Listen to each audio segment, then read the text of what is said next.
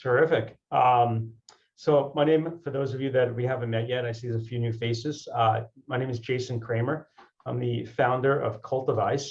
At Cultivize, we help companies, both B2B and direct to consumer, leverage revenue growth platforms involving marketing automation, CRM, and sales pipeline design to be able to leverage the efforts that they're putting in to their marketing and business growth.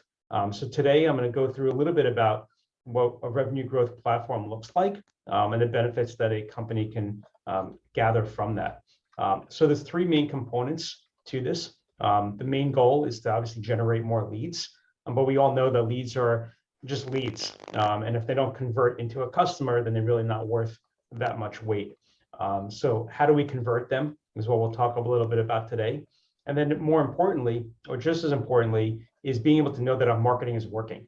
A lot of times we talk to businesses that look at marketing as a expense item. They don't look at it as a profit center because they can't actually track the origin of the lead coming in and knowing it came from Facebook or Google ad or wherever it might have been, and that it actually generated revenue.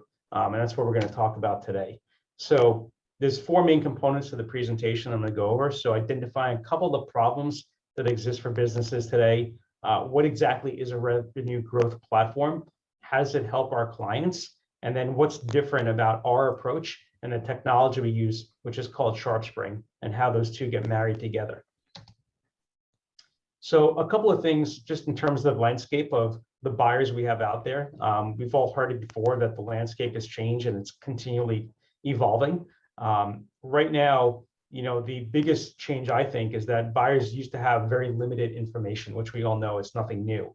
And now there's an abundance of information. So how do we take all that information, deliver it in a way that's meaningful, that's timing, to be within their buyer's journey, but also to know how they are engaging in that content and be able to drive them through the sales funnel in a way that's going to amplify our ability to attract them to us and to be able to close them.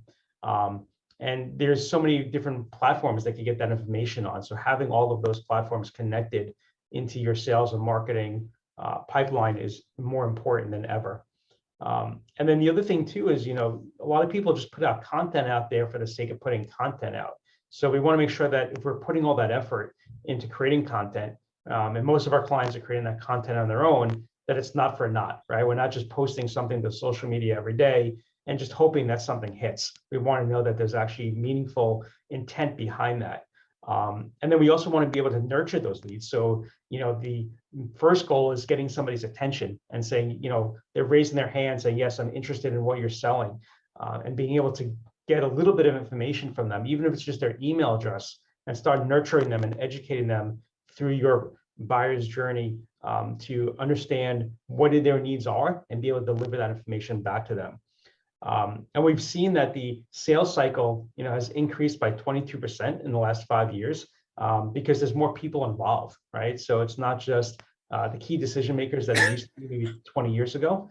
So now we have to talk to different people who have different needs, different concerns, and bring them through that process in a more intelligent way. So one of the big problems is that there's so much technology out there, right? It's not uncommon for us to talk to companies, and I'm sure even some of you on the call today know of clients who are using multiple different pieces of tech, right? They have email marketing, they have something for their pipeline, they have another tool building out their landing pages, they have their website, they have all these different things. But the problem is, in most cases, that technology doesn't talk to each other. So what happens is you have a lot of really important information that's being underutilized because you're not actually connecting that information together. So a couple of things that, on top of that point out is that there could be difficulty connecting those platforms, right? And that's sometimes the roadblock. Clients just don't know how to do it. And there's different databases. So you have a database of data in MailChimp, you have a database of information in Google Analytics, you have something else on your website and on your social media platform. And not being able to share that information is a challenge. And then also the compliance sometimes becomes a challenge for some clients, depending upon the industry they're in. And then one of the biggest things I think is if you have so much technology, when something's not working, who do you turn to help fix that problem, right? Many of these online softwares just provide, glorified tech support, but they're not necessarily able to help you identify that bigger problem that you might be having. So, there is a solution, for that, and we'll get to that in a minute. Another problem is on the marketing side. A lot of our clients, we do not provide any lead gen. I should mention that for those of you that are new and don't know us and me. We provide the lead nurturing. So not having enough leads to fill the funnel is certainly problematic. So if you have this whole grand plan to nurture leads, well, you got to get the leads first.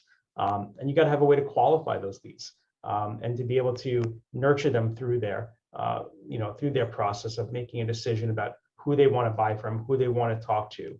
And then another part of this is that if you don't have a system in place, we often find that there's leakage, right? Because if you have a sales team, whether it be 2, 20 people, what have you, everybody might be going rogue, doing their own thing. Everybody's using their own spreadsheet, their own system of following up with people. So if you're a sales manager or the owner of a business and you have a sales team and there's no centralized system that everybody's using, there's more than likely things falling through the cracks because nobody's following up with them. There's no accountability.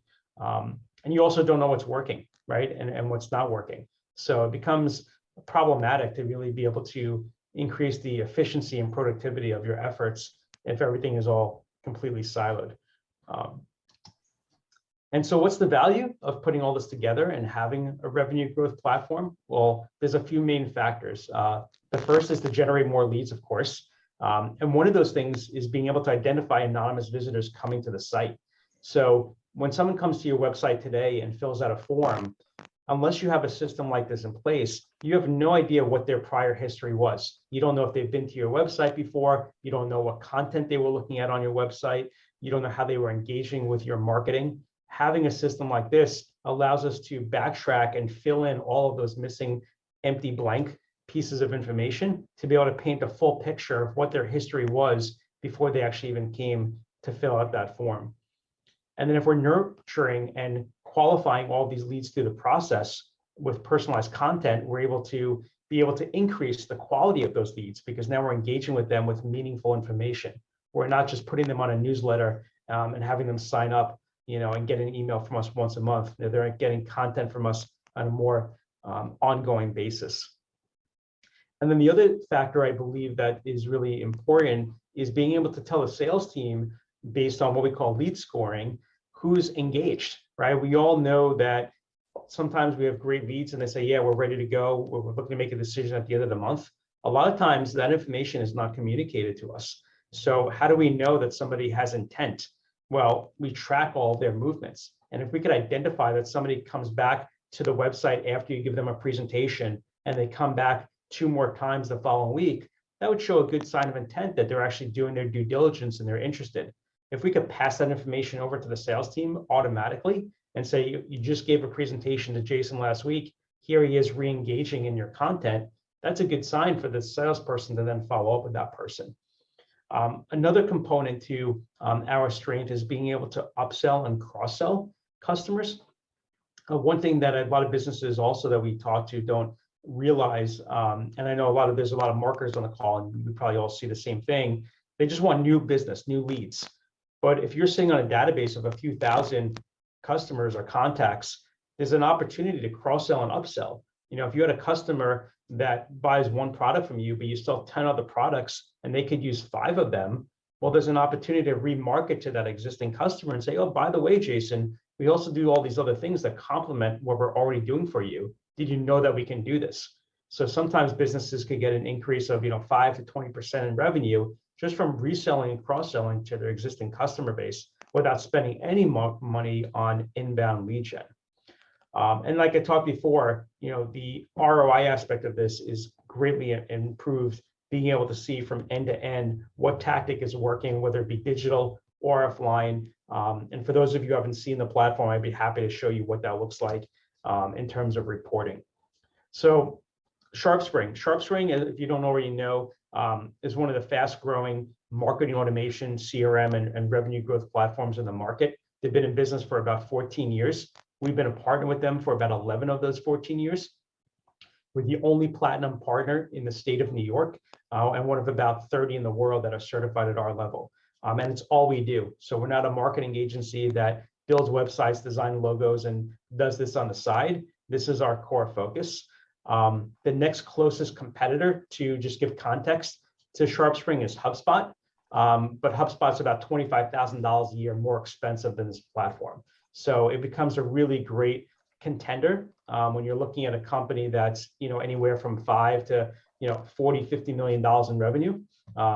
It's a great fit. At the 10:30 mark. Okay. Do I have one more minute, Michael? Yeah, please. Yeah, you have 5 more minutes or 4 more 5 minutes. minutes. Perfect. Okay. So as a quick summary, there's a couple of things to look at. So we talked about generating leads, being able to drive the sales and measure the ROI. And those 3 components, from my experience, have been a huge game changer. I mean, we have companies at all different levels, all different industries being able to leverage the tools. Again, we have some case studies and actually some new videos on the website, which you could hear about, the results of those efforts. But at the end of the day, it's a company that either has a disjointed technology stack, is a great fit for us, or companies that have no technology in place to really measure their marketing efforts, but more importantly, be able to connect the leads that are being generated through their sales process, right? So there's no outbound email marketing going on. There's no sales pipeline at all. Maybe it's just a spreadsheet, but there's no technology that exists to move deals through the pipeline. So for those of you that don't know me, I just offer that I'm always happy to have a conversation. And if you say, hey, Jason, we have this client or this business that we think that might be, interested in something like what you're doing, I'd be happy to talk with you kind of offline before we even talk to them to see if there's an opportunity to potentially help them. So there's 3 main reasons we recommend Sharpspring. The ease of use. The interface is extremely agile. Even people that are not tech savvy, we get them to be up and running in it within weeks. Very easy to use. As I mentioned, the cost is a fraction compared to other competitors. And there's a comprehensive end-to-end solution behind it. I should also mention too, as you may have heard in the news, Sharpspring, even though they're a publicly traded company, was just acquired by Constant Contact a couple of months ago. So now you have the resources of a company that has 500,000 customers, taking all those resources and dumping it into the Sharpspring product, which I think is going to be amazing, over the next 12 to 18 months. If you visit the website for Cultivize, there's a couple of things you can gather from about what we're doing and how we do it. There's an ebook. I think Keith is on the call, but Keith's team helped me put together our ebook, How to Win in Lead Nurturing. So I definitely would recommend that if you haven't read it. We also have a guide on the website that compares a lot of the different platforms and technologies out there. That's very helpful if someone's looking to adapt a new platform. And then we're constantly just putting out, great content around CRM, lead nurturing, market automation, revenue growth strategies, and that will be up on our blog. And if you don't have my contact info, I figured I'd throw it up there on the screen for you guys to grab. And I just thank you for your time. And I guess if we have a minute, I'll answer any questions. A minute 24. What's say again? You have a minute and 24 seconds. So I have a question. So do you know if Constant Contact is going to integrate Sharpspring into their platform to make it a more comprehensive platform? Not officially, but I believe that that's the plan, that they're going to leverage the tools of Sharpspring to offer it up to the Constant Contact customers. When you said 500,000, did you mean 500 million? 500,000. No, it's about 550,000 customers in Constant Contact using the software right now. Smaller than I would have thought. Okay. Yeah. I mean, 500 million compared to Sharpspring, that's got about maybe 50,000 companies using the product. Right. Any other questions for Jason?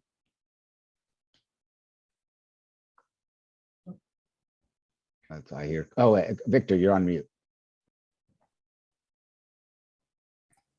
There we go. Okay. Thanks, Michael. Hey, Jason. Yeah, great presentation. I always learn something new every time we talk or I see something. So with Sharpspring then, so does a company have to essentially take themselves off these other platforms that they're on? Because I mean, I agree with you. I mean, it's not really a tech stack. It's more like a tech pile in many cases, right? So do they have to migrate everything over to you in order It to use it, depends. and then people get kind of retrained? Yeah, I mean, sometimes, the simple answer is it's on a case by case basis. If a client's like, hey, we're loyal to Salesforce, we'll keep Salesforce, we'll integrate in. If they have technology that needs to be saved, we'll save it and we'll connect in. It's not a problem. There's an open source API, which just means it's not that difficult to connect Sharpstring to other tools. But if they're using MailChimp, we would say, well, there's no reason to keep using MailChimp. Sharpstring is a much more superior platform for email marketing. So it really depends upon what tool they have and whether or not it's worth keeping. Okay, thanks. Well, So email marketing is sort of at the core, and then it gets more sophisticated from there.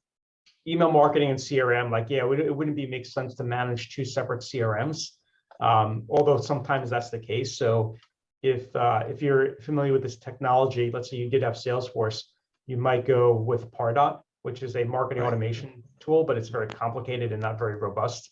Mhm. So if you didn't want to go with Pardot, you could use Sharpspring as your marketing automation email component to connect into Salesforce. Okay, cool.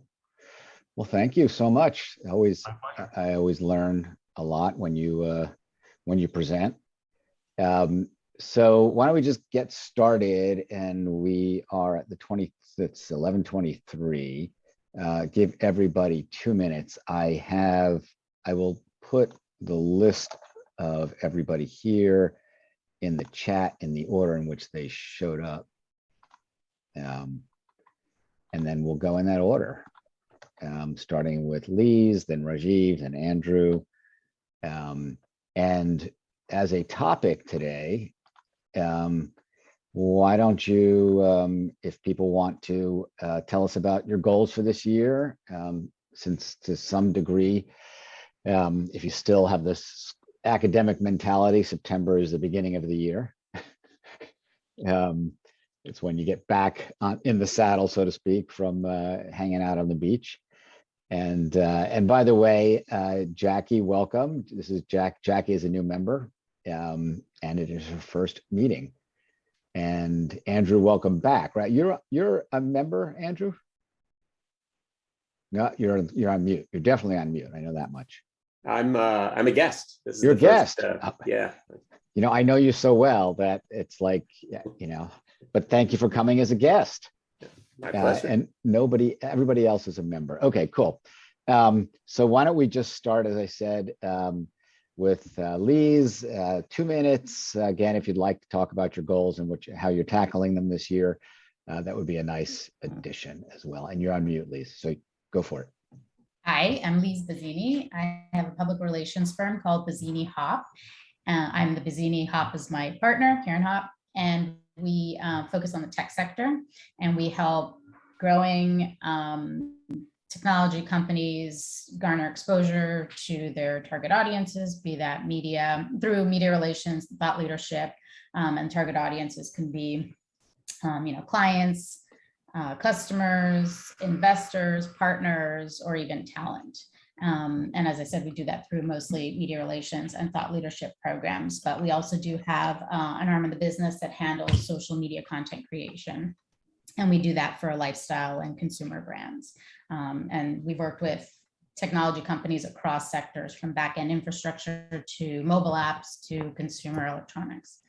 And my growth plans is very relevant that you asked that question, is to grow the business. And I'm enrolled in a program, I'm not sure if anyone's heard of it, it's called Goldman Sachs 10,000 Small Businesses. And so it's pretty intense, but that's what I'm doing now. So to add to everything else on my plate, it's that, but it's very exciting, and hopefully it'll help, grow the business and reach those goals for this year. Congratulations. That's great. Yeah, I hear it's pretty intense. How long is that program? 15 weeks. And how many hours a week are you typically putting into it?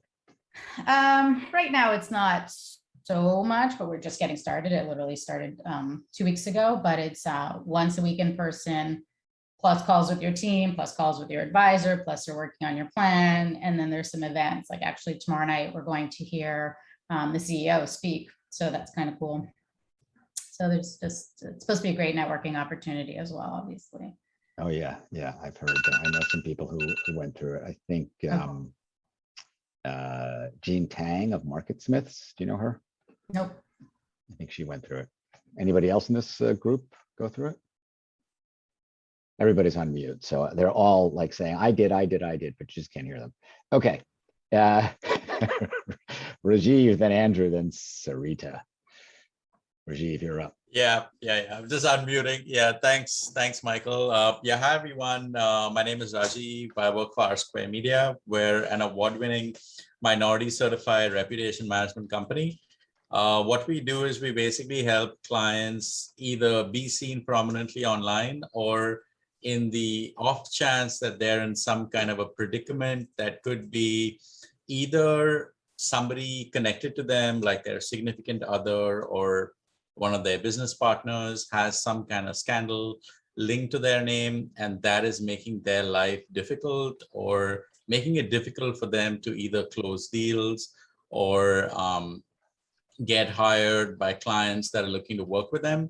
We come in there and delete all that stuff. So yes, you heard me right, delete. We delete bad press and we delete bad reviews from Google. Not push down, we delete. And the way that we do this is we have a two-pronged approach where we ask Google to remove it from the search results. And we also work with the publisher to have that story de-indexed or removed such that it does not show up on Google. And we offer a performance guarantee such that if the results are not obtained, achieved, realized in our forecasted timeframe, the client gets a full refund, no questions asked. So my ask is looking to meet with obviously marketing people, that's why I'm here, but specifically people in PR, branding, corporate communications, etc. Those would be great referrals. A lot of these companies white label us for their clients.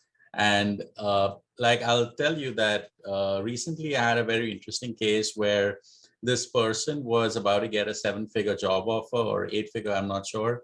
And that offer was redacted because when the company Googled her doppelganger showed up, which is a criminal, and they thought that she is a criminal. And that's why I retracted the offer. And then she hastily called me saying, hey, I need this off. And it wasn't even like bad press. It was like links that come on like Truth Finder, People Finder, Radaris, etc., that publish a lot of personal identifiable information, demographics like your name, age, address, number of marriages, etc., all that stuff, along with the photo.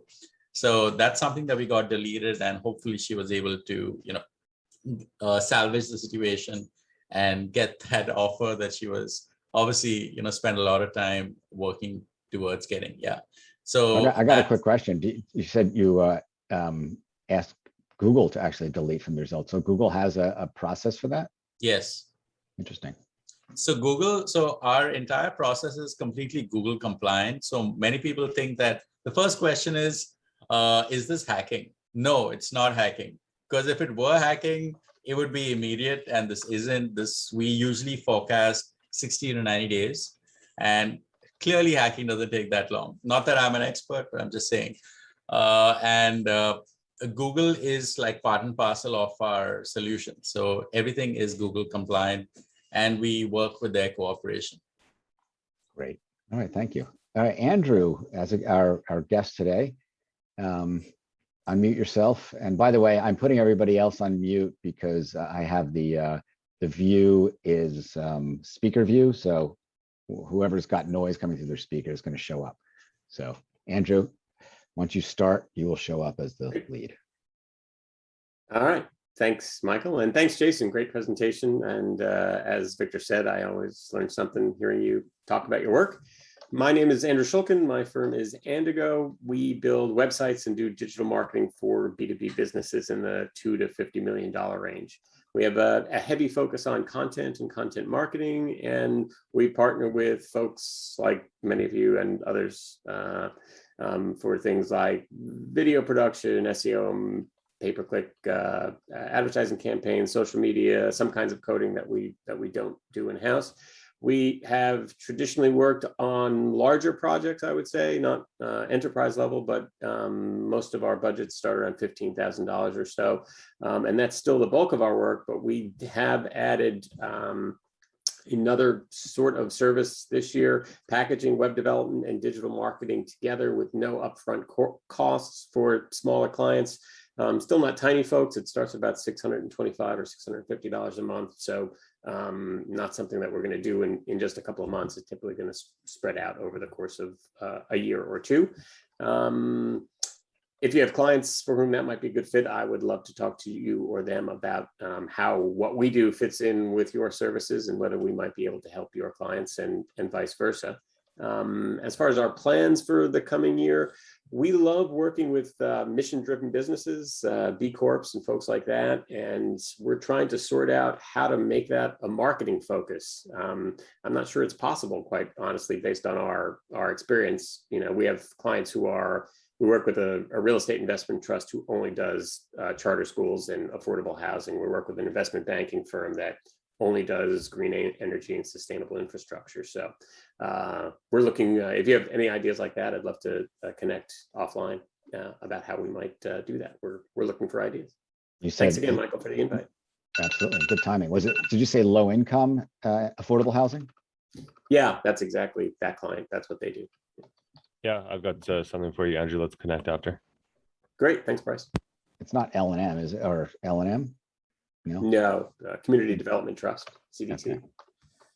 Maybe L&M might be interested. All right, thank you so much and welcome again. Sarita, you are up. Okay, good morning, everyone. First of all, you can't see my face. It's not that I'm antisocial. I don't know what's going on with the camera. So that just means you have to show up at next Wednesday's meeting so you can see me when I give my presentation about what I do. But I'm Sarita Jackson with the Global Research Institute of International Trade, where I work with small and mid-sized companies to increase their revenue by selling to clients and customers in the overseas market, selling from the United States or from overseas to the United States. The main industry that most of my clients are from are in the agricultural sector, the food manufacturing industry, and I help companies to increase their sales through exports by providing them with the research, customized market research, doing an internal assessment of their company's ability to compete as well as their product or service. Also, I develop a strategy and connect those companies with the right sources so that they can do so successfully. And having said that, I do want to thank Bryce for connecting me with someone who connected me with a company. They're a US company, but they were growing fresh produce in Mexico to send back to the United States. He did this earlier this year, but I wanted to give him a further update. I continue to stay in contact with them, that I was able to connect them with some resources so that they could get off the ground. So I thank you so much, Bryce, for that. Now I'm also working with a company that needs assistance with the regulatory requirements to import certain agricultural products into the United States. So any company, and especially in the food manufacturing space, since that's where most of my clients come from, that's a really good company for me, where they are looking to understand the export process, and particularly as it pertains to the regulatory requirements to import into the US or export from the US to another country.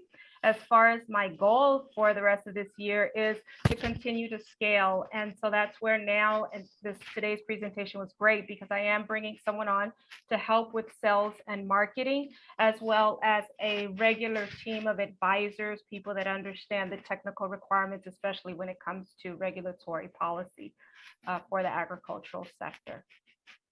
Thank you. Do you know Scott Lang, who's in the group? Yes, I did. I remember him and we communicated. Yes.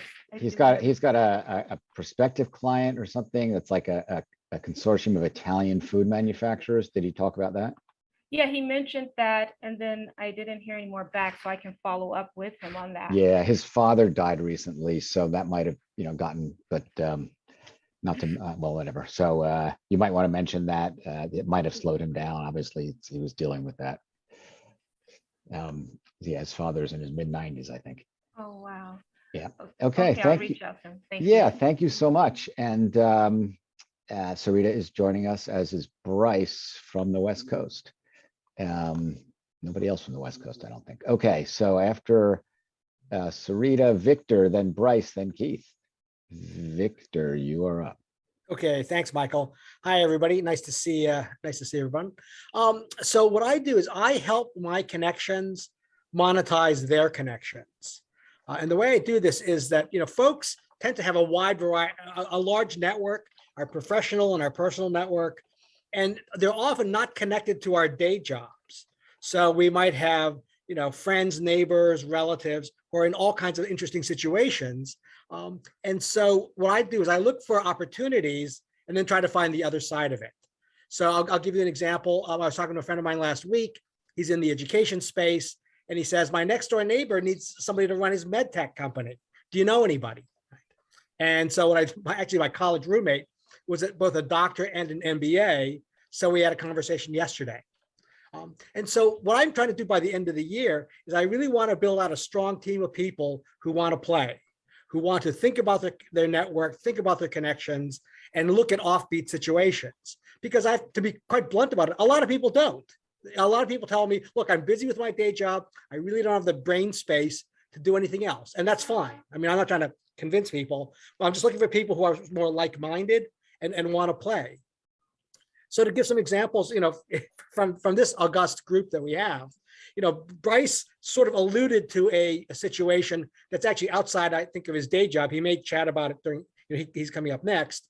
And we had a great conversation the other day with somebody for this opportunity that has nothing to do with Bryce's main venture, but it was just a guy who actually used to live in Vancouver, and so it was, and kind of used to play in that space. The same thing with Rajiv. I had a call this morning with a woman who's in the exact situation he described. She's out looking for a job. She's involved in litigation, nothing criminal, but she wants it to go away because she said exactly what Rajiv said. I'm concerned it's going to come up. There's nothing bad, but like, who needs the noise and the static, right? So you're trying to pursue the signal, and there's a lot of noise out there, especially on the internet. So I've got all kinds of weird situations that I'm happy to chat with people about to see, like, do you know somebody that they might fit for? If you do, great. If you don't, that's great too. At least we'll have connected. And I can just keep you in the loop when there's all kinds of situations. Michael is nodding because I've run a lot of these by him. Some have worked out, some have not. And that's fine. And that's kind of the way the networking works. But the objective is I'm trying to find transactions. Right? And I'm trying to find revenue that all of us on this call can participate in. So if we're not already connected, let's chat. And if we're already connected, I'll be sending more stuff your way. All right. Thanks, everybody. Thank you so much. And I apologize for the garbage truck behind me, which is making noise. If you hear it. So, okay. After Victor is Bryce, then Keith, then Jackie. Bryce, you're up. Hey, everybody. Good to see everybody again. So as Victor was mentioning, my day job is being a marketer. I'm the VP of sales. And the main thing that we do is take over the front page of Google, not just one position, but multiple positions. So Hush City here is one of our clients. I've talked to many people in the group about this. Works really well. Does a lot of damage for PR and SEO. We create content based on the content posted on the website by the client, give you 400 plus backlinks per cycle, and does a huge amount for visibility of the company, as well as the SEO. And as Victor was saying, and what I was alluding to with Andrew, is I'm connected to a construction company that's kind of changing the way buildings are built. So the traditional way that large buildings and large projects are built takes over a year to 2 years. This technology cuts it in half and is far more efficient for a variety of reasons, making it also cheaper. So yeah, so if anybody knows any developers, landowners, people want to build larger projects, I've got a deal for you and them. Thanks. Very cool. Yeah, and Bryce and I have spoken about it. It's a modular construction, ideal for multi-story sort of apartments, hotels, very cool stuff. Yep. Thank you very much. Okay. And Bryce also is a regular. He's almost at all of our meetings, and I thank you for that, Bryce. And he's also an Uber connector, so appreciate that. Keith and Jackie. Keith, you're up. All right, and I'm looking forward to having Bryce and Jason on my podcast coming up. This is a great group, Michael. I'm Keith Reynolds. I'm the founder and CEO of Publio. We're a consulting, training, and development and media company. And we've been helping companies organize their show on the internet for building a customer audience for 30 years. Wrote my first website in 1994. And I've developed a process to stand up a content strategy and get it operational and generating leads in 90 days, and a system for teams to work together, because it's not about just launching a website. It's about running the ongoing marketing campaign and getting butts in seats. And those butts have to be your customer audience. And I come out of concerts and events out of college. I sold a lot of IBM computers in the day by putting on computer shows.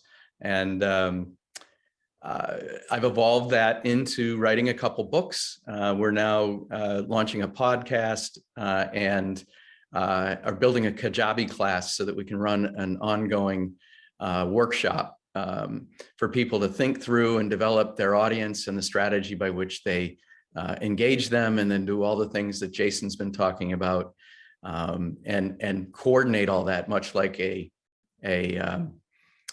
conductor of an orchestra. And my big belief is that this has to be led from in-house. You may engage in an agency or engage with a consulting firm, but you want to see how all those pieces fit together in a centralized way. And that's what we help you do. So I'd look forward to talking to anybody here in the group, and appreciate the opportunity. Michael, thanks. Absolutely. What is a Kajabi class, and how do you spell it? Kajabi. And it's an online education platform. Has some elements of in captive, which we're also using. Oh, really? Okay. But it's, if you've ever taken a class from SEMrush or HubSpot, there's a video, there's resources to download, further reading. It's just a full content hub rich around a topic. And then we'll also be, it's self-study, and then we'll be linking out and having video-based workshops for people to work through their questions and get their questions answered. Cool. Thank you so much. Okay. And Jackie, you're next, right? And then me. Jackie, you're up. Hey guys, my name is Jacqueline Loffer. It's nice to meet everybody. I'm on the other side of what Andrew does. So I run an agency called Driver Digital, which is an e-commerce B2C focused digital agency. So some of our clients, just as an example, I'm going to steal Bryce's approach. I like his screen sharing idea. So Anne Klein, I launched this site in September of last year. It had an extensive integrations to a third-party system called Logic Broker, and to all of Anne Klein's multiple licensees. I did this project with RMW Commerce Consulting, which some of you guys might know Rick Watson. So he was the lead on this, but had both my partner and I involved in this project. And then additionally, Driver Digital just launched in the spring of this year, Hanky Panky, which is a women's intimates brand, originally founded here in New York City. This project had an additional crazy integration to their ERP system called Exentia, and also had a very new warehouse that we had to integrate with, actually a new 3PL, I should say. So anyway, we are specific to Shopify. We are not doing any Magento projects. Our Salesforce projects. Our focus is also on fashion and beauty. So that's our wheelhouse. So yeah, our goal for this year is, I mean, even though my partner and I've been in the business for, collectively over 20 years, the agency is new, so we're just looking for new opportunities. And so, yeah, lovely to meet all of you guys. And thank you, Michael, for including me. Thank you very much. And I know you wish there was a way to mute your husband in the background, but I'm so sorry. It's all That right. work Happens. You're in the so same work from space. home. You're Yeah, in I the same apologize. space. And and for anybody who hasn't noticed, you can see that Jackie has. We all have keyboards in front of us, but Jackie has 4 keyboards. One she's sitting in front of, and 3 others to her right and left. I'll throw in my band as well. Yes, I'm also a musician. So Yeah. it's Wonderful. Okay, so I will go. I'll put my timer on. My name is Michael Bendit, as you all know. My company is Software Development Resources, which, as most of you know, I focus on software development, the technical side of software development. We do a lot of work in the marketing space, of course, also work with startups. What's unique about me is I don't code. I'm not, and I have no employees. I am an independent sales rep. I represent about 10 different teams. My job is to make sure if somebody's got a need in the software development space, be it a website, an e-commerce site, a mobile application, actually now 3D rendering is something that I've added to my portfolio, that I can match them up with the right team based on the technology, the budget, whatever it happens to be. Usually those are the 2 big things: so technology, budget, maybe in some cases industry experience. That is driven by the teams that I have. So they specialize in different platforms. So I have some WordPress teams, Magento, Shopify, obviously mobile teams, and then also teams that have some real niche capabilities, things like blockchain or big data applications. I guess that I do most of my work, I think I mentioned this most times, with my dual shore teams. And those are teams that have a few people here, but most of them are offshore. And the great thing about that mix is that you get the benefits, or most of the benefits, of the cost savings of working with offshore resources, but you don't have to deal with the complexities of the language barriers, the time zone differences, and sometimes cultural differences that can get in the way of what already oftentimes is a complex process, because you're translating marketing and business needs into technology capabilities. And my objectives, one of my objectives for this year, I keep on talking about it, and it is moving, is an upgrade of the TrustRef website. But in the near term, I'm planning on putting together a calendar on the existing site, not only for our meetings, but also for any events that might be of interest to the members. So I will be actually seeking out folks to submit events that they're either sponsoring or that they think would be of value to the community. And these could be, obviously marketing, sales, advertising oriented events for small agencies and individuals like the members of this group. I'm going to go to the gallery view. So we have about 10 minutes. If anybody wants to either ask questions of anybody else or raise a topic, please. Everybody, feel free to unmute. I was wondering if anyone has used interns from maybe local colleges or communications programs, for me specifically, but any marketing programs might work as well. Yeah. Yes. We've actually had a global mentorship program at R Square for the longest time, and we get students from the top schools like Columbia, BU, Wellesley, Stanford, etc. And the way that we do it is there's this platform called Handshake, and Handshake basically links you to all the top schools in the US, and you can sign up for free as an employer, create a profile. Once your profile gets approved, you then have to create a job listing or a internship listing. And then you got to select all the schools that you want the internship to be featured on. And then you can kind of set it up such that the interns communicate to you through the system or send you emails directly. So whichever you prefer, whichever kind of is easier to manage. And that's what we've been doing for the last, 5+ years, and it's been amazing. And it's joinhandshake.com, it looks like, right? Correct. I think so. Yeah. The number one way to get college students get hired. That's a great resource. I've been using our local colleges, UConn and Sacred Heart and Quinnipiac, and reaching out through their the office that coordinates internships. And we've had really good luck, some just amazing young people.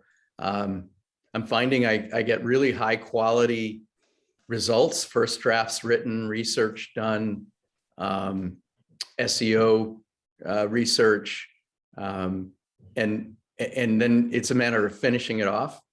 And then the other thing that's been really interesting is using Discord. They don't like Slack, I learned over the last year, but they love Discord, and I've learned to love Discord as well as a way to keep track of projects in, say, a system like Asana, and then do the real-time communication around that within Discord, and that helps to manage the interns. Wow, that's great. Yeah, I like Discord too. I've managed my sales team with it.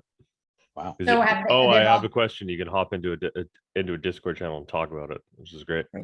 Lise was I was going to helpful. say, so you all work remotely with these college students, that they didn't have to come into an office? Yeah, it's been a necessity this past year. And Rajiv has indicated BU, BC, and a few other, I guess, Boston-based colleges. Well, I got to plug my Emerson alumni. So, that's where go Lions. Yeah, so I mean, those schools are great. I've worked with several candidates from all those schools through our mentorship program. And BU students are amazing. They're really good. Are these for unpaid interns or paid interns or full-time jobs? I mean, what's kind of the range? Yeah. So a lot of these schools will kind of have like an internship for credit.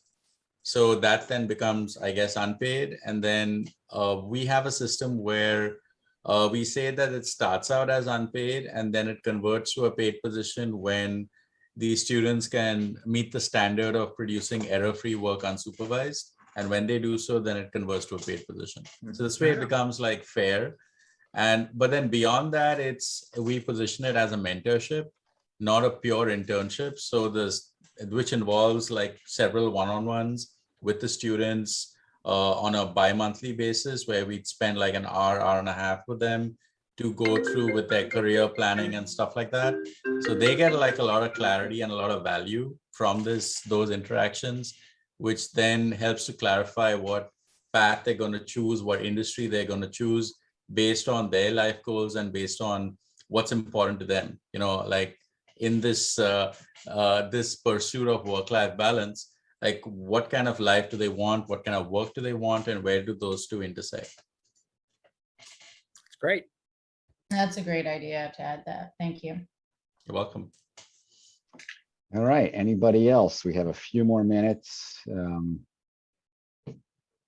Comments, questions? I actually have to jump off, but I wanted to thank you again, Michael, and say it was great to meet or see everybody on the call. And look forward to connecting with all of you. Absolutely. And Andrew, if you'd like to become a member and get a listing and be more involved, we'd love to have you. Yes, absolutely. I'll reach out to you. Thanks so much, everyone. All right. Have a Nice good to meet you, day. Andrew. Anybody else? Yeah, I mean, I've had great interactions with everyone here on TRF and TRN, sorry. And highly recommend everyone to connect with each other, especially with Michael and Victor, who I've known for, I guess, the longest amount of time, met in person as well, IRL. Yes, that's a thing. Yeah, they're just absolutely amazing resources. And I think it's all about just kind of like getting to know people, having more conversations, even if those conversations don't have an agenda per se. I think it's still a good idea. Even if it's a 5-10 minute chat, I think it's still time well used, because I think we're all trying to create long-term relationships that are relationships as opposed to being transactional. And I think those tend to like last longer and produce far greater results than being kind of just being transactional. And I'm not knocking transactional. I'm sure there's a value to it as well, but I'm just kind of like sharing my 2 cents on it. Hey, Rajiv, by the way, you mentioned that some people who are, you have a few clients recently that are looking for jobs or in the job market. I wonder if there's any value in reaching out to, like, big firm headhunters who, may think that they have somebody who's a great fit for a job, but there's an issue with their background and they'd like to help them, address that issue. Right. Because they're going to come across people like that, and more so than the average, right? Because they'll probably do some background checks and then they'll say, oh, geez, this person is great except for XYZ, right? Right. That if it can be addressed.